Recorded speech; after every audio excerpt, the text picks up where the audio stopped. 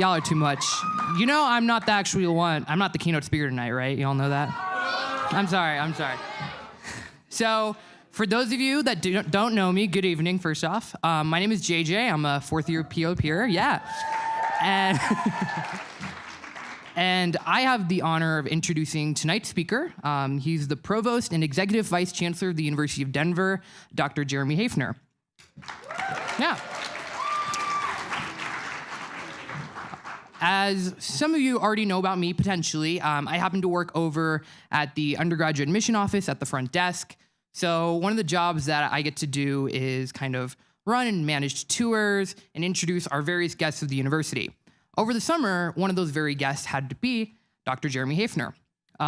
This was probably about a week after he came on board with us here at the university, so I knew to expect him. And on that specific day, I was told that he would be coming for a tour. So I made sure that I wore my cleanest DU shirt, that my name tag wasn't crooked, and that my hair looked really good. I wanted to make sure I had a good impression. So I remember seeing Dr. Haefner walk in, and the first thing I noticed was his really vibrant tie. Even if you see him every once in a while around campus, if you ever do, every time that I see him, I always see a really great tie around his neck, and I'm like, wow, it's a great tie. In any case, he came over, he introduced himself to me, and he asked me what I do on campus. So I shared with him, I work in the admissions office and a few other things that I do. And so then I asked him what I thought was an innocent enough question. I was like, so what did you do before coming to the university? And he was, pleasant enough to say and share that he was the provost at the Rochester Institute of Technology, worked in many different roles at the University of Colorado, Colorado Springs, but he wasn't really that interested in talking about those things. He told me, I'm not at those places anymore. I'm here. I want to talk about being here at DU. And I think that says a lot about who Dr. Haefner is and how lucky we are to have him. With DU Impact 2025 in place and with Dr. Haefner at the helm, we're definitely in very, very good hands here at the university, and it's definitely a great time to be here. Even though he is new to the university, just like many of our first-year students, he's so excited to be here, and we couldn't be more fortunate. And he's actually quite a bit similar to a lot of us students as well, especially as it relates to social media. So yesterday, I was on Twitter, and I noticed that the University of Denver is getting a lot of mentions. And I looked, and they were coming from a Twitter handle by the name of @DenverProvost. Lo and behold, that Twitter belongs to our very own. Dr. Haefner is actually quite adept when it comes to Twitter. He likes to post about our hockey team, our various other athletics teams. He likes to meet with our various professors at the library and have coffee with them as well. He even every once in a while throws in a little retweet as well. So Dr. Haefner's definitely hip with the times. Nevertheless, it is wonderful to have someone of his position come and speak to the Pioneer Leadership Program. His enthusiasm and excitement is well welcomed, whether it be for his passion for higher education, his obvious exemplification of great leadership, or even his snazzy selection of ties. Before we welcome him up, though, I just wanted to share a really quick story that actually Linda shared with me last week. So, again, over the summer, as you all know, we're doing a lot of different constructions, remodeling, that sort of thing. And one of the things that was being done was remodeling his office in preparation for him. Unfortunately, it looked like things just kind of went off track a little bit. And so when he eventually did come to the university, his office didn't have carpet. So you would think, especially for someone of his stature and his position, that not only he would make sure that we had carpet in his office, but really the red carpet treatment, right? All to say, we made sure that tonight we gave him a little taste of that. I get it. It's a thought that counts, right? Very nice. All that aside, it is definitely my pleasure to welcome Dr. Jeremy Haefner.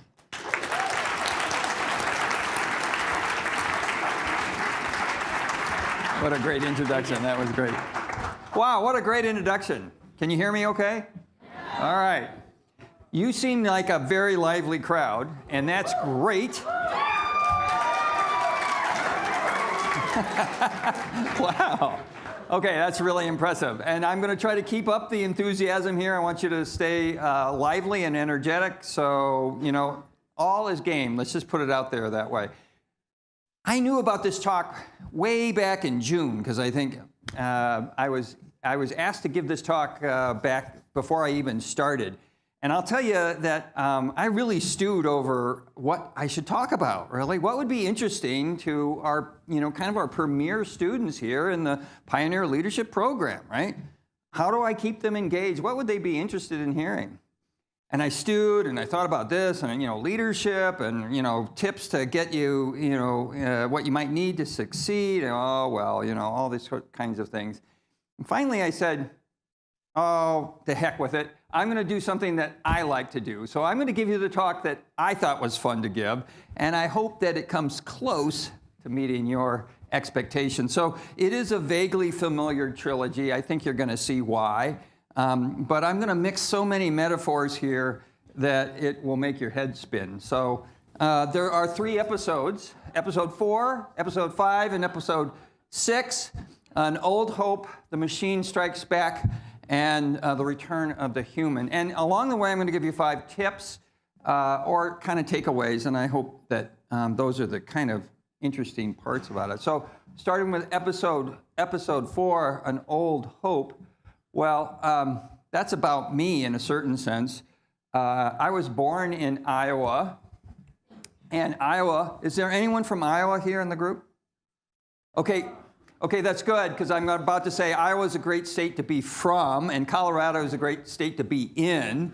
So you guys are in good company around all that. And I was born into a family of educators. I promise this won't take very long. But a family of 5, and we all went into higher education. Some of us went into mathematics, like myself. Some went into biology, English literature, education. We were all deeply influenced by our parents, in particular my dad, who taught at the University of Iowa for 45 years. That's an incredible long time. You all will not likely work for one employer for that long. That's just the reality that you are facing. And I'm going to talk about that in just a little bit. But it was a deeply influential experience to be raised by my dad and my mom and in Iowa and to have all the siblings that went into higher education. I was the youngest of 5, and that meant that I had to entertain myself. I had to figure out how I was going to entertain myself. And one of the ways I did that was, well, Star Trek, of course, right? So I'm of that era where Star Trek was the hot, of course, pop cultural item there. And how many of you have ever seen a Star Trek episode? All right, that's not bad. Okay, so if you've seen the classic series and the Next Generation series, you know that the question that everyone asks is, are you a Kirk fan or are you a Picard fan, right? Well, I remind you that I'm from Iowa. So what am I? Anyone want to know? I'm a Kirk fan, of course. Why? Because Kirk is going to be born 215 years from now, only 30 miles from where I was born. So of course I'm a Kirk fan. That's actually in Riverside, Iowa, so just to let you know. And you can buy souvenirs like coffee cups and all cool stuff like that. You should go there. But okay. So the real reason why Kirk is my captain of choice is because Kirk didn't stay on the starship like Picard. He would always beam down to the planet, get into lots of trouble, break all kinds of protocol, right? But emerge victorious, right, at the end of the episode. This is a classic one, and it has my face photoshopped on there. But this is a classic episode of the Gorn alien species where they fought on the planet. So that's my first takeaway for you. My little thought that I want to leave you with is you should beam down to the planet, fight the aliens, and become captain of a starship. And what I'm really saying here is you should lean in. You should be engaged. If something really is important to you, if it really matters to you, you got to roll up your sleeves and get dirty and fight for it, right? I think that's really a kind of thing. And that's going to be particularly true going through the university here. If something's really important to you, you gotta be engaged and voice your thoughts, ask questions, tap into all the great resources that are here. Okay, so that's episode 4. Now we turn to episode 5, and if you've picked up the theme of the trilogy here, and you think about what the real trilogy that I'm referring to is all about, you know that episode 5 is sort of the dark one, right? It's also the most popular one if you go by fandom. And I really want to talk about the uncertainty of the future of work for a little while.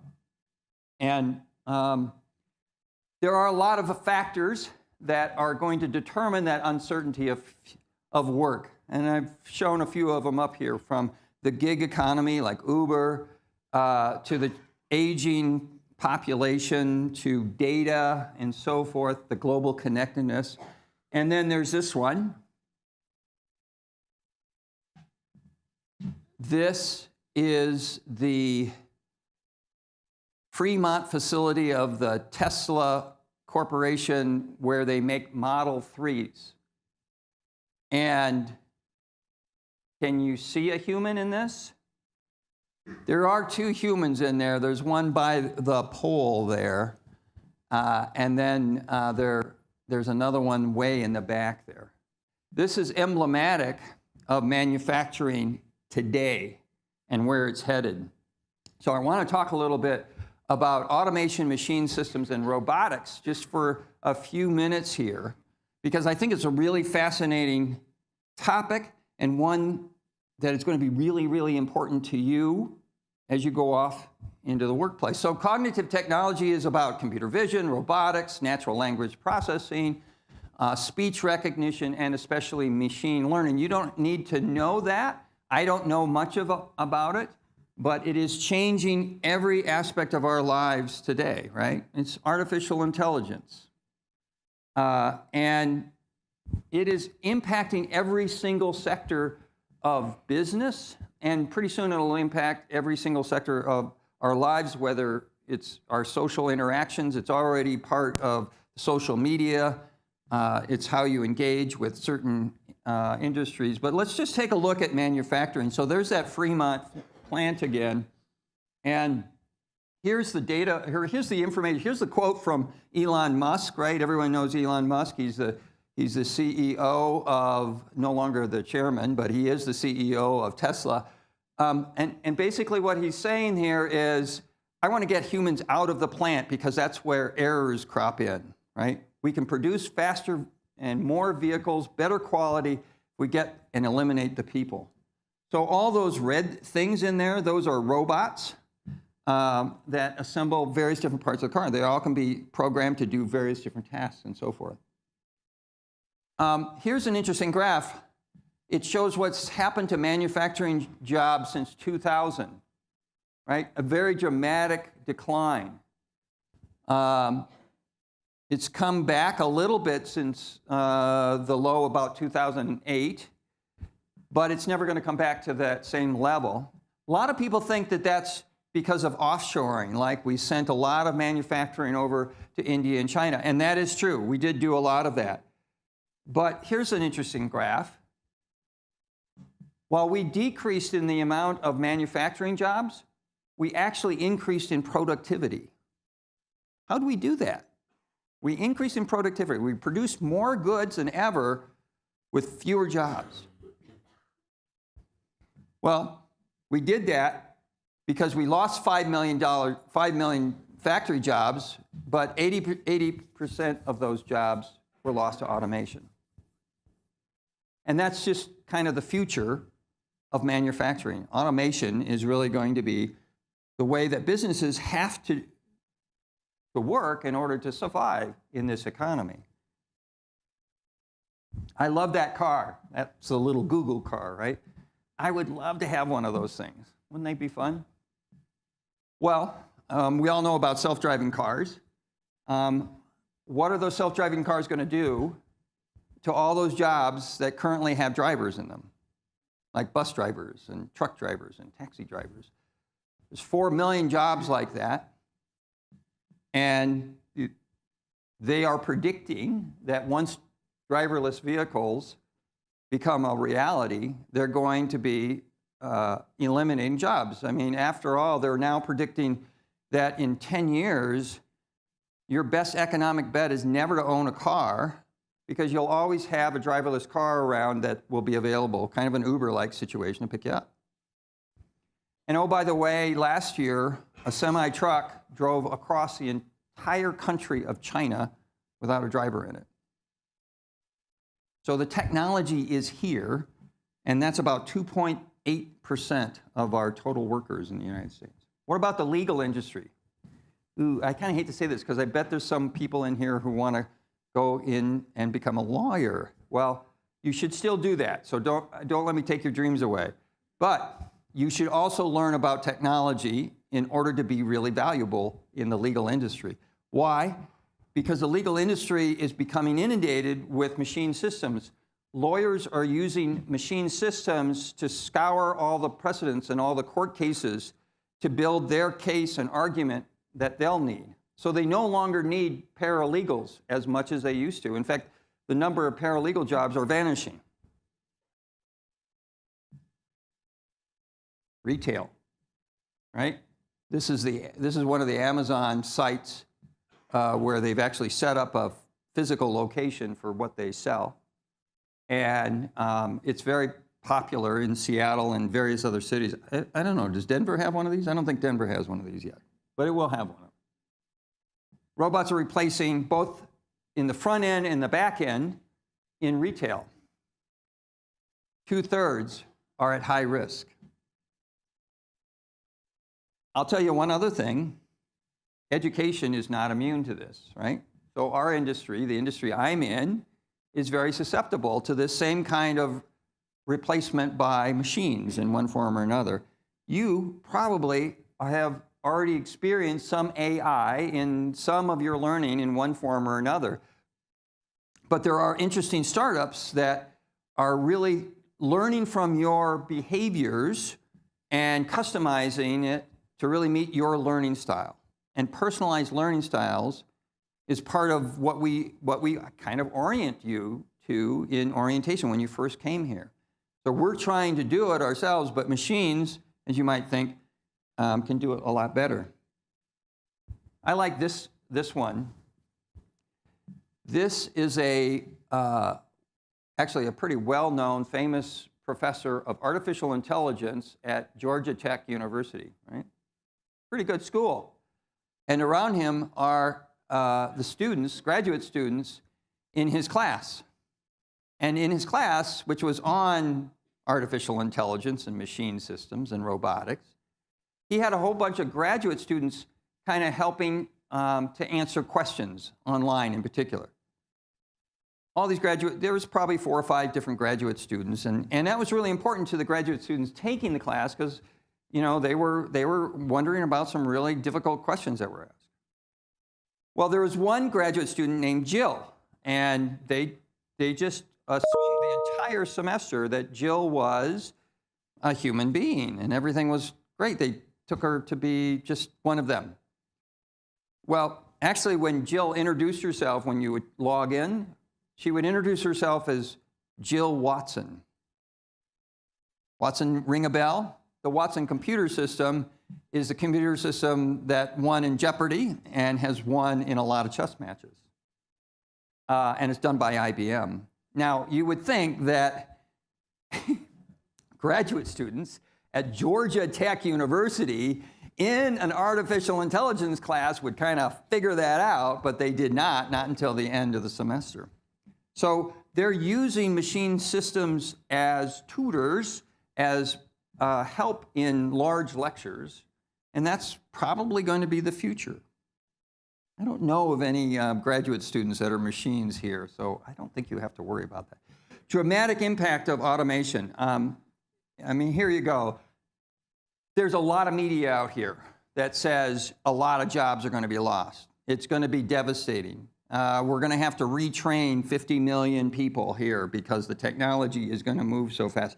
These are 2 books that are pretty fascinating to read if you're interested in this topic. This slide shows you what some are predicting as the kinds of jobs that are most susceptible to automation here. And what it is, it's, of course, the repeatable kind of skills that happen over and over and over again. Those are the ones that can be programmed or really accomplished by these machine systems. So the red indicates a very high risk of automations. Example is accommodation and food services, right? There's already robotic hamburger makers, for example, right, that are serving food. Real estate and rental leasing, and it goes all the way down to finance and insurance, 54%. So that, and then over on the right, you see the kinds of jobs that are most susceptible: telemarketers, credit analysts, and so forth. Right? This is kind of crude.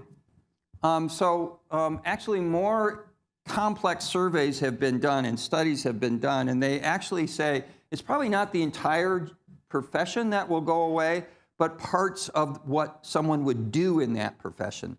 So they've actually studied various different professions like data processing and data collection and predictable physical work, all the way down to managing others. And they said of the work that's being done by these people, well, take data processing, 69% of that is highly susceptible to being automated. That makes sense, right? As machines get smarter and more capable, that the data processing process is very susceptible to replacement by machines. It's a global problem. In fact, here in the United States, it's probably less of a problem as it is in China, because China is really rapidly deploying automation, robotics, and all kinds of things. So people are predicting China and Thailand, Ethiopia is really hit. That's going to impact a lot of their population, because China is still quite rural in its economic country, and so those people that work in agriculture are likely to be replaced by big machines that are robotic in nature, and the peasants that move into the city, right? They are likely to also not find jobs, whereas today they might find jobs working in a manufacturing facility. Now, tomorrow they may not. They've even predicted certain cities are most susceptible, right? Grand Rapids, Michigan, for example. All right, now you have to take all of this with a grain of salt, and you have to use critical thinking to analyze these studies very carefully. And not everybody agrees. So it's not perhaps as bad as it might seem to be. There's lots of reasons to believe we're over-exaggerating this. And maybe, in fact, that the whole technology of machine learning and automation kind of wanes and cycles through certain things, right? Maybe it will have an artificial winter like we've had in the past, and it will die out. I don't really believe that. I believe that machine learning is here to stay, but it may not realize completely its optimism. But there are some things that we can definitely say is going to happen. Well, what are those things? Well, first of all, new jobs are going to happen. We might see, of course, 3D printing engineers. Of course, 3D printing is everywhere now, but there's a lot more engineering that can be done about that. We might see smart home handy person. I could use one of those right now, frankly. I still can't get my thermometer to hook up to Xfinity, but oh well, that's a different story. There is some agreement, though, okay? There is some agreement about what's going to happen. 5 things. First of all, it's going to be pervasive, right? This is an economic issue for businesses. They have to deploy automation and machine learning if they're going to stay competitive. The impact is going to be very fast and accelerating. That's the way the technology is being deployed here. They call this sometimes the 5th industry revolution, 4th industry revolution. You may read about that in your classes. But it's this rapidly changing world of technology that we're in. It is going to impact jobs. It's going to impact certain types of jobs, and it's likely to impact the middle class. This is really serious. Because if you think there's inequities today, there's going to be a lot of inequities tomorrow, right? Because it's going to be separating the haves from the have-nots. and finding skilled workers for these new types of jobs is going to be more challenging, right? Because first of all, those jobs are going to be rapidly changing, and they're going to require new technologies and new skill sets. And many are predicting that the new jobs will be fewer. All right. So takeaway number 2, are we doomed to be frozen in carbonite? That's the very last scene, of course, in episode 5, and, well, almost the last episode 5. And, of course, Luke gets his hand cut off, and we learn he's his father, and oh, my God. I just want to get to the next movie to find the happy ending. So let's do that. Episode 6, Return of the Humans, or you can robot-proof yourself. And that's why you're here, and that's why I'm here, too. This is an interesting graph. Again, it kind of underscores the fact that routine kind of skills are very susceptible to automation, and fewer of those are available as jobs these days. But what is interesting are non-routine math skills. Yay, math, I'm a mathematician. But look at the very top, social skills. What's going to happen here is, yes, machines are going to do a lot more for us, but at the end of the day, I'm going to still feel a lot better going to a human being to see a doctor, even though I know a machine is probably going to be better at predicting my illness than a human being. I'm still going to prefer that empathetic response that I'm going to get from a doctor. I'm still going to prefer a judge who is human as opposed to a machine, even though machines today are proven to be more objective than human beings are. I'm going to still want to interact I'm going to want to go into a restaurant and see a waitress at some point, or a waiter. I'm going to want to go to a hotel and know that there are human beings that if I have a problem or something, I can call and get them, right? Not a robot. So those social kind of jobs, the human interaction jobs, are going to become increasingly important. The future is emotional. So we are going to see more jobs that really are focused on the human empathy and the human caring about this.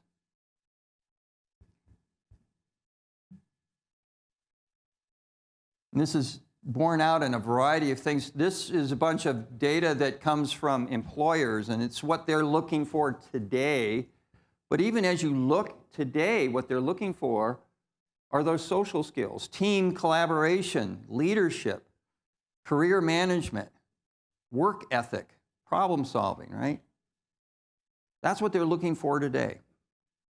The good news is our curriculum is giving you that today, right? So we're right there. We're right on that sweet spot. Right?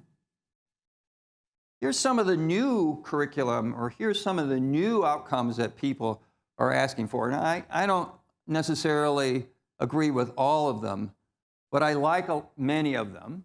I like design mindset. It's that creative kind of process where it's iterative, where you start to design new ideas, prototype them, test them out.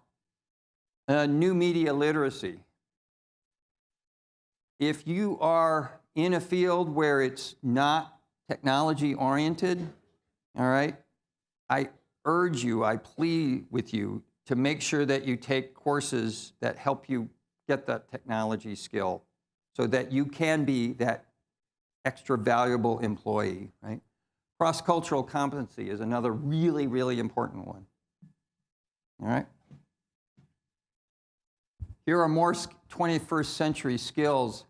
So you see the kind of foundational ones, the competencies, you know, right now, creativity, collaboration, those are kind of what we've already talked about. Look at the one on the right, though, character qualities. We don't talk a lot about character in higher education until now.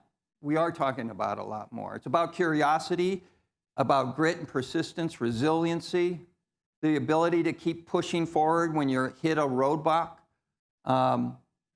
to bounce back up if you have a problem. Social and cultural awareness, that human interaction piece to it. So the competencies of the future are talked about a lot, and this campus is already engaged in a lot of these aspects. Anyone see these books before? Yeah? Well, they talk about what those competencies are all about, and it's basically the same list here. It's about grit and persistence and resilience and curiosity, collaboration. I like the last word. It's about optimism. Sometimes we think of optimism as seeing the glass half, but maybe that's not what a person who is optimistic really does. Maybe a person with optimism sees the glass as half empty and then says, I can fill that glass up because I know what to do. So that's the kind of competencies. So takeaway number 3, character matters. Character matters, right?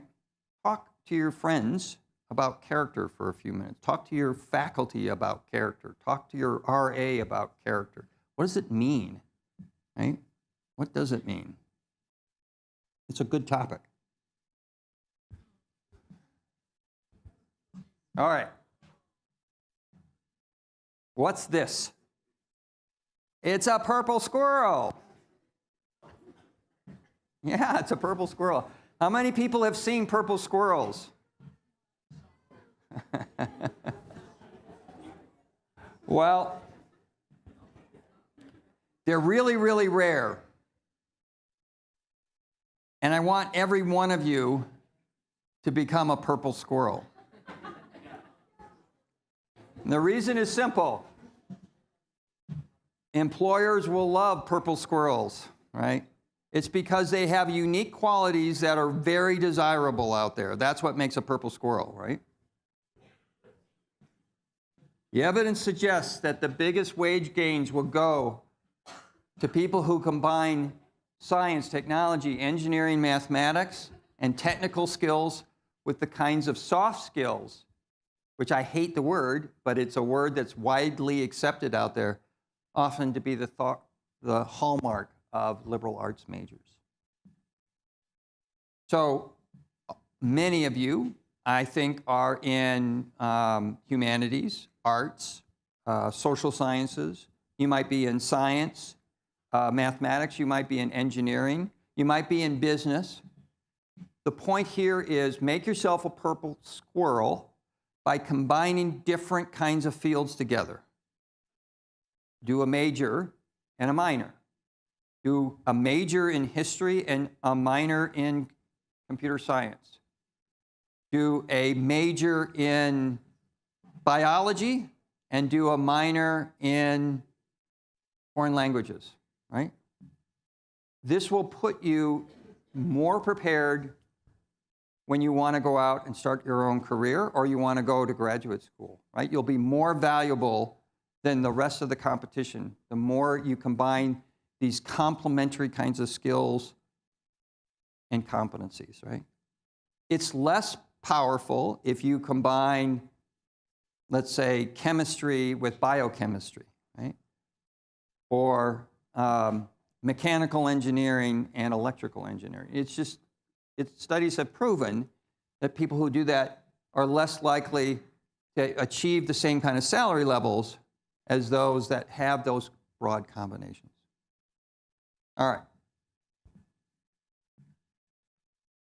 So, in general, combine skills from that interactive human piece to it, to the core piece, to technology as well. So, be a purple squirrel, multidiscipline matter.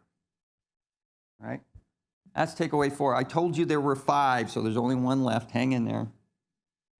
So one last thing. I have to come back to Star Wars here. I painted a pretty dark picture of the future, right? But it really isn't dark, right? First of all, you have to take with a little limited amount of credence what all of the naysayers are saying out there. But the fact of the matter is, you're in control of your future. And the path to that future is education, which is why you're here. And while you're here, think carefully about your education. Reflect on what you're doing here, right? Talk to your colleagues about what you're learning in your class. Talk to your faculty. Ask questions, right? Build that complementary set of skills, because that's going to really robot-proof you for the future. So, takeaway number 5, you can do this, all right? But more importantly, we're here to help. We got great, great faculty here, wonderful staff that are here to make you succeed, to help you navigate the challenges that you're going to have in the next 4 years, and more importantly, build a set of skills that will help you navigate challenges for the rest of your life. But you have to be engaged, and you have to beam down to the planet to do that. So, thank you very much. I'm happy to take any questions.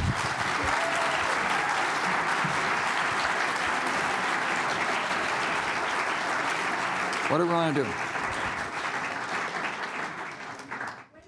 Come on, here we go. My name is Jordan. I'm a third-year student. My major is policy and communications. And what brought you to the University of Denver versus other universities that you struggled with that? Yeah. First and foremost, the university brought me to the university. This is an amazing university because it has an incredible, unique mission that you might be familiar with, right? It's a private university that's dedicated to the public good. And I've spent a lot of years in higher education, and I can tell you one thing, that universities that are dedicated in their mission statement to the public good are incredibly rare. Universities that are private, that are dedicated to the public good, are almost unheard of. But universities like the University of Denver, that has managed to figure out not only that this is important to put in paper, but actually operationalize it, is an incredible and astonishing university. So in every corner of this university, I have found examples where it goes beyond what a typical university would do and engage with the community. We've got amazing faculty that are working in the Graduate School of Social Work, the Graduate School of Professional Psychology, the Morgridge College of Education, that are tackling the significant problem of mental health issues that we have in the state of Colorado and across the country. They are increasing in issues, in complexities, and yet we have good techniques now and help that we can deploy, and our faculty are leading that. We have clinics here that are open to the community, right? We have the Center for Experience,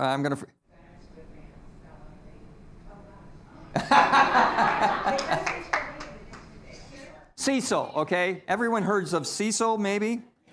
It's down in Driscoll North. All right, go check it out.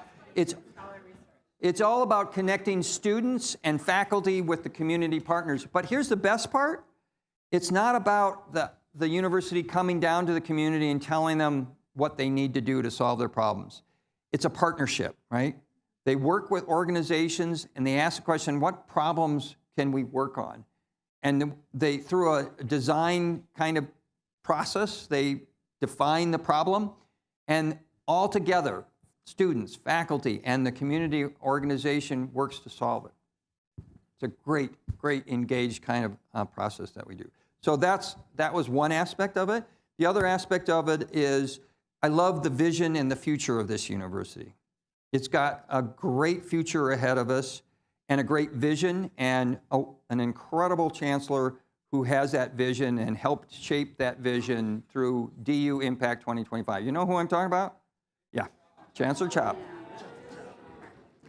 So I got really excited by that vision, and she wants to transform higher education, as do I.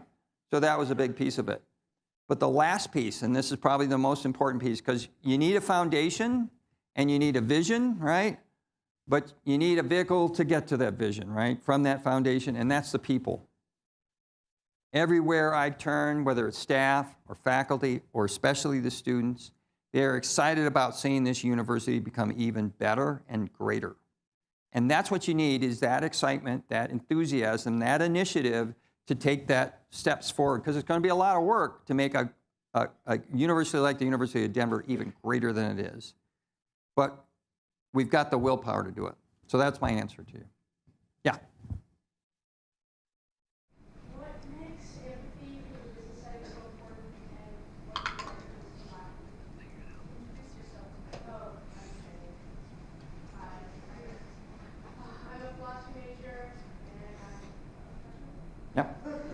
Good. So the question was, what makes empathy valuable in the business world or any part of our world? Empathy is this ability to not sympathize, right? It's the ability to listen very carefully, understand the other individual's perspective, appreciate it, embrace their differences as a result of that, right? You might take that for granted, but people who have really good empathy skills have worked at that years and years and years. It's about making sure that you are engaged as a listener. It's making that you don't start by giving your position or your answer first. It's by engaging in questions and asking questions about the other individual to truly understand what they're facing on that.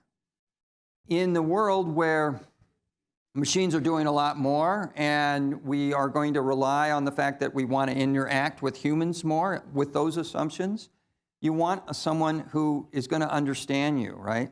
When I call United Airlines, right, and I get a person on the other end of the line, I want that person to understand that I'm having a problem with my reservation. My flight's been canceled, or I missed it for whatever reason, or I want to change my seat assignment. I want a person that understands why that's important to me, right? And so they need those empathetic skills. Healthcare, you absolutely have to be empathetic these days. Doctors are finally being trained on empathetic skills because throughout medical school for decades, we haven't done that. And now it becomes increasingly important. It actually improves the lives of the patients as a result of that. So there's lots of studies to indicate that empathy is really, really critical. Here's the great news for you. Okay, guys, I'm sorry to say, women are statistically known to have better empathy skills than men do. Doesn't mean you can't learn it. So men, the challenge is to you, right? If you're going to robot yourself, learn empathetic skills. It will pay off. All right? Yeah.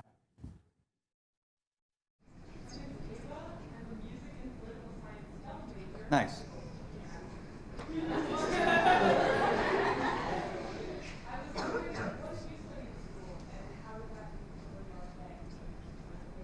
So I was telling Chancellor Chop today, we were exchanging stories actually about how we got drawn into our own fields. And it's all of a course that we took and a faculty member or teacher that we had. Mine goes back to 3rd grade. And I had a middle-aged woman who taught mathematics. And she was rather unremarkable in her presence in the classroom. She sat behind one of those old wooden school desks, right? And she always wore kind of a blue raincoat, and she never took it off. And she rarely stood up and wrote on the board. But if she did have to write on the board, she'd just kind of turn around and scratch something. But throughout that whole course, I remember the smile on her face when she talked about mathematics and arithmetic. And it was always this inner kind of happiness that exuded from her. So that planted the seed for me, and I've loved mathematics all along. But when I got to college, I wanted to test whether I loved mathematics enough that it was really going to be a lifelong commitment for me. So I took seriously the wide range of courses that were offered to me in the common curriculum. I took political science, I took art history, I took biology, I took foreign languages. I tried everything to see whether something else would spark that mathematics did for me. And at the end of the day, I said, you know, it's really about mathematics for me. And so I ended up majoring in mathematics, and I went on and got my doctorate, and I've had just a wonderful career. I've moved around a lot. I got my doctorate from Wisconsin and went down to Tennessee, and then in Colorado, and then in New York, and now back in Colorado. So it's been a wonderful career. But I'll tell you that the impact that I've had now as an academic leader is far more gratifying and very rewarding. I still love mathematics, but I love what I do today. Okay, back there, yeah. My name is Donovan. I'm a senior, double major in speech communication, sociology, triple minor in business administration, writing, and leadership. Awesome. And so I think it's my duty to Linda to ask questions we have to juniors and seniors that are in the capstone on ethics. So do you consider ethics a soft skill that humans have to use, especially in this age of emerging automation? Yeah, absolutely. Ethics, in fact, is going to be increasingly important in artificial intelligence. And I've been in my short time here having lots of conversations with faculty and deans and vice provosts about artificial intelligence. And it's surprising how many people are interested at the University of Denver. Even though we don't have a huge footprint in the STEM fields ourselves, that's going to change, but we have faculty in the Sturm College of Law, we have faculty in the Graduate School of Social Work and in education and in professional psychology and in ethics and philosophy who are really, really interested in this topic.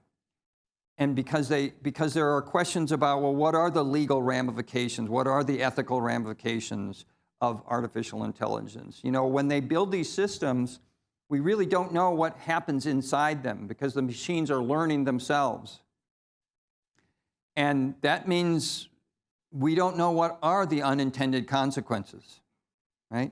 There are lots of interesting questions that are posed when a driverless car hits and kills a pedestrian, right? What's it doing there?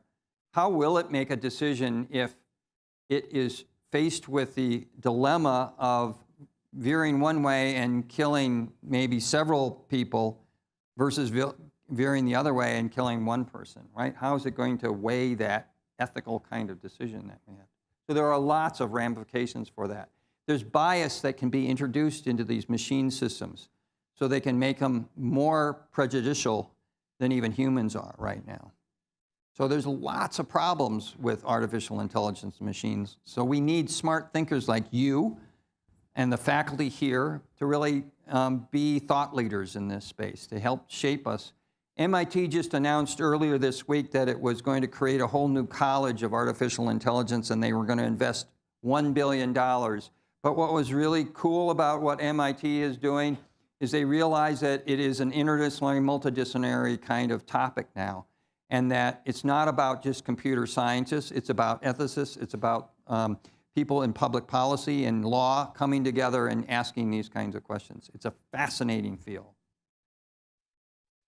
Yeah, right there. And then him, sorry.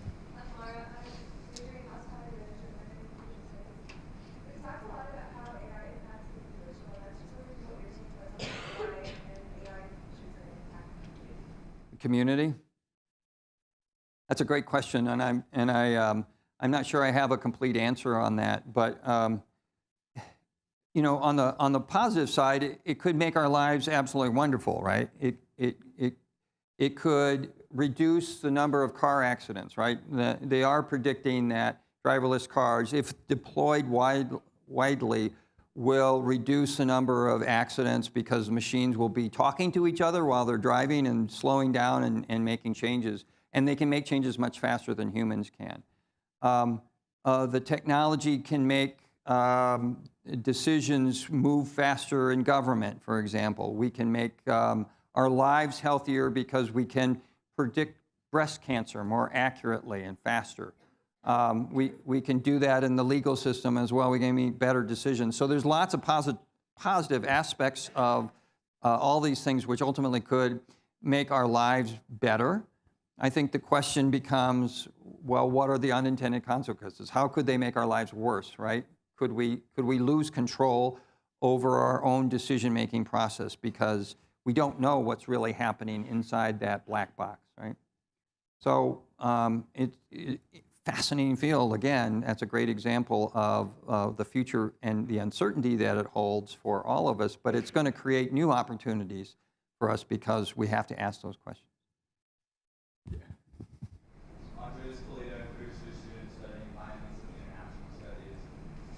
Right now, there's a fascinating debate in academia about whether ethics can be taught and what are the most effective strategies to do so.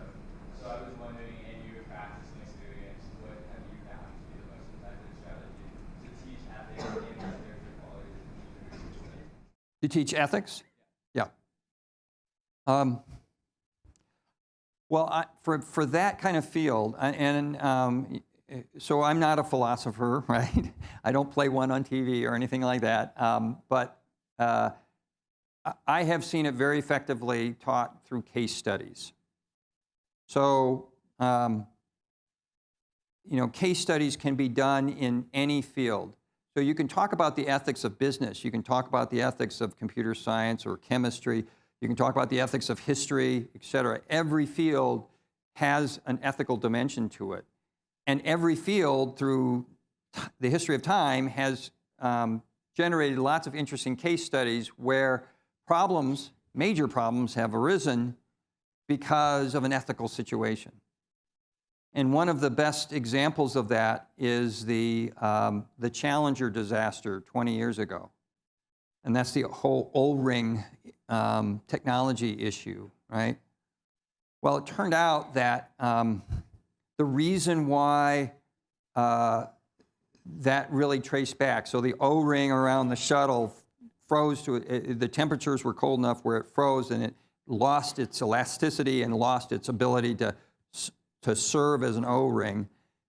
Well, there were decisions made during NASA that led to that decision, right? And there was a cultural explanation for why NASA made those kinds of decisions.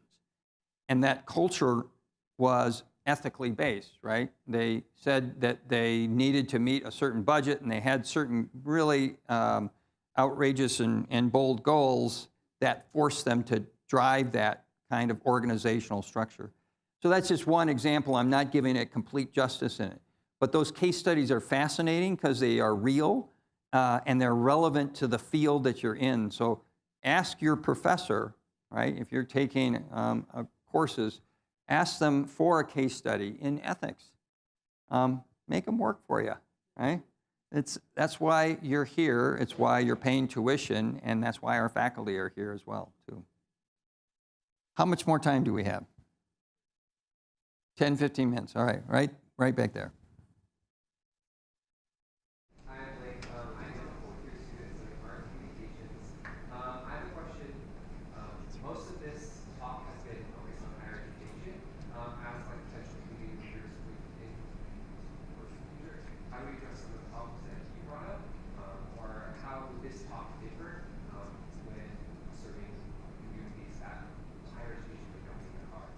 Yeah.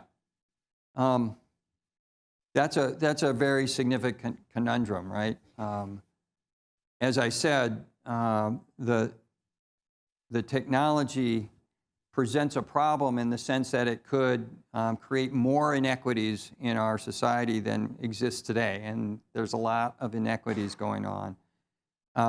Education is one way that we have addressed those inequities, to bring people up from one social class to the next social class, because we've given them the skill sets to go out and get a job. But if technology is changing so much and jobs are being eliminated and new jobs are being created so fast, is education still going to be, in the sense that we're here today, the way that people are going to need to get those skills? That's a really important question, and I don't think anyone really knows right now. But I'll tell you that, you know, back in 2012, when the massive open online courses were rolled out by Harvard and Stanford, the MOOCs, they were actually designed to address this issue. They were trying to empower people with the kinds of skills and the availability to those skills so that they could constantly keep ahead of the technology. And they may not have completely realized their potential, but other versions of them are. And now all kinds of information is obviously available on the web. And I know that you all are so attuned to finding that information because you have a natural sense of curiosity. You can go out and find answers now, and you're doing exactly what the future tells you to do, to be curious and seek out answers. And the answers are there. Whether or not we are going to see higher education or classrooms of the future remain the same as what we've all experienced, I think is a great question. Some people might say that we're moving more and more to an experiential learning kind of platform.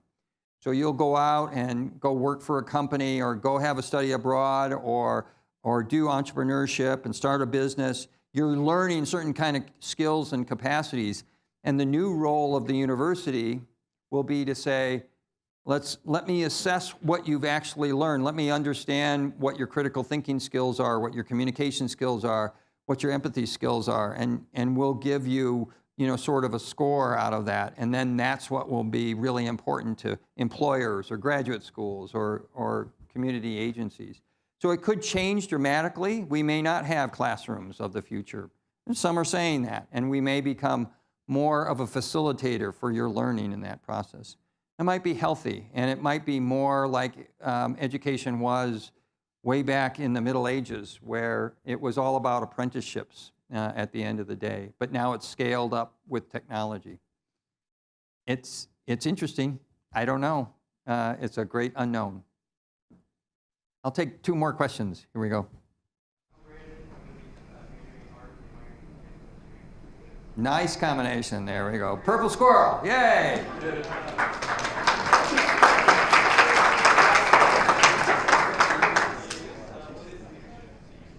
I'm sorry? What is leadership to me? So there are lots and lots and lots and lots and lots of books about leadership. And there's lots of philosophies of different leadership out there. I'll tell you that for me, there's just a couple of models that I really like. One is servant leadership. I believe that my role is to help the faculty and staff be successful in what they do. Because if they're successful in what they do, then I'm successful at what I do, right? And they're successful if you're successful, right? So, and you're successful if you're successful, right? So that's servant leadership, really kind of serving the others. But that doesn't always, that's not enough in my job. So another model that I really like is principled leadership. Principled leadership says, what are the core principles that matter to you? And guide your decisions using those principles. So I'll tell you, in the short amount of time here, we've been having some really great discussions with deans and department chairs and vice provosts and vice chancellors and chancellors. And during those discussions, I think we asked questions like, what's in the best interests of our students? because our students really matter to us, right? What's in the best interest of the university, right? Are rankings super important to the university? Yes, but are they more important than what we do with our students? No, right? So having principles help guide you is really important, and that's another piece of the leadership. The final one is ethical leadership, because I think in today's environment, ethics does become increasingly important. And one thing that I will share with you is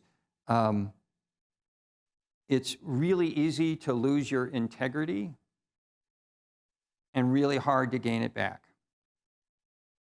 So ethical leadership really is about taking that integrity and making it a part of everyday life that you bring. Right back there. Last question. I'm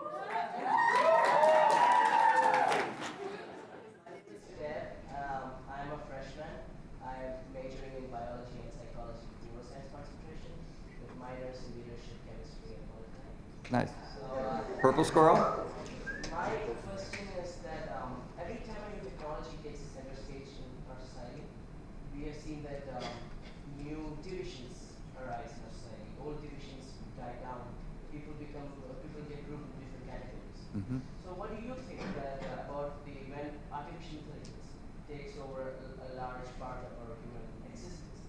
Do you think that this would create more divisions, or this would reduce the number of divisions that we have amongst our That's a great question. I'll give you a little secret about me. I do like Star Trek a lot. It's based on the utopian model of human existence, and that stands in contrast to a lot of the dystopia that's out there today. And I've had lots of arguments with my boys on utopia versus dystopia. And, you know, we agree to disagree on this. So I am an optimist. And at the end of the day, I do see the future as much brighter than the bleak future, perhaps, that is out there today. I think,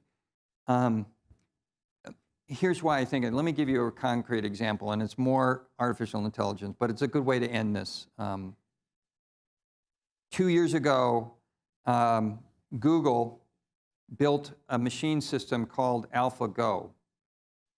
AlphaGo was designed to play the game Go, a Chinese game, incredibly complex, 250 times more complex than the game of chess. There's more moves that are possible on that. So AlphaGo challenged the world's 5th best Go player, Lee Sedol, to a 4-game series of Go. To no one's surprise, AlphaGo won all 4 games. Oh no, won 3 out of the 4 games. In game 1, though, what was interesting is and the game goes by moves and they number them, so move 1, 2, 3, and 4. In move 31, AlphaGo made a move that was so unusual that Lee Sedol, the world's 5th best player, had never seen a move like that before. And he was so stunned by that move that he wasn't expecting it, that he never recovered and couldn't really play effectively thereafter and lost that match. Well, game 2 went by, and it was another big win for AlphaGo. But then something interesting happened in game 3. In game 3, in move 73, Lee Sedol made a move that AlphaGo had never seen before and no human had seen before. What had happened was that machine forced Lee to become an even better player than he was before. So the human potential is also unlimited here. I think we have a great future ahead of us because of that. We just need to be challenged and forced to really take the full potential of that. Thank you very much. This has been really fun for me.